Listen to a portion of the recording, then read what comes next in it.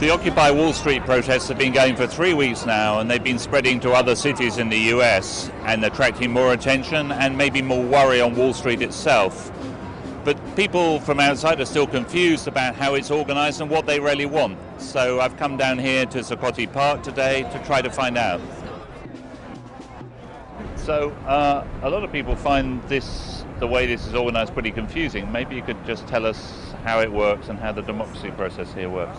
You got to start somewhere. So it's an act of passion. It might seem irrational, but over time it will form.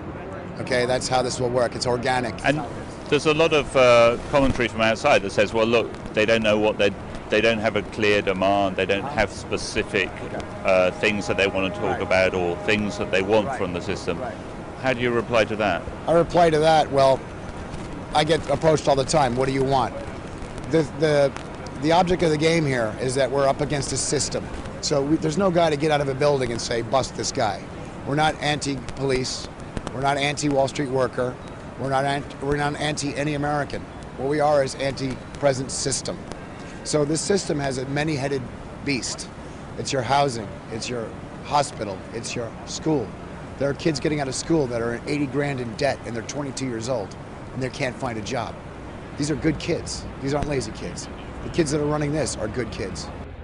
Graduated about 2 years ago. I haven't really had a job that had anything to do with my major, which was English, so there wasn't much tying me down to my home. And so what brought you here yourself? I'm not sure that I can point to any one thing. As soon as I heard about it, I knew I had to come. I didn't come up here to do food service, obviously, but it's something that came naturally to me, so here I am. As far as the protest itself, I feel like it's a worthy cause, and so I'm dedicating myself to it. What we're here to do is just show a different way, a different path to change. And what do you think about Wall Street itself? I think for us, it's become the symbol of everything wrong with our political and economic system. The bankers are responsible for a lot of things. I'm not sure they're responsible for everything, but their role is rarely beneficial to society. I mean, they're basically in it for themselves. And so they're a natural focus for the anger, I think. I was curious to come and just see the protests and learn more about what's going on. And are you sympathetic to it? Am I sympathetic to it? I think in the general spirit of feeling left out. Like my family struggles with student debt. That's really affected us, and I know that's one of the issues at stake here.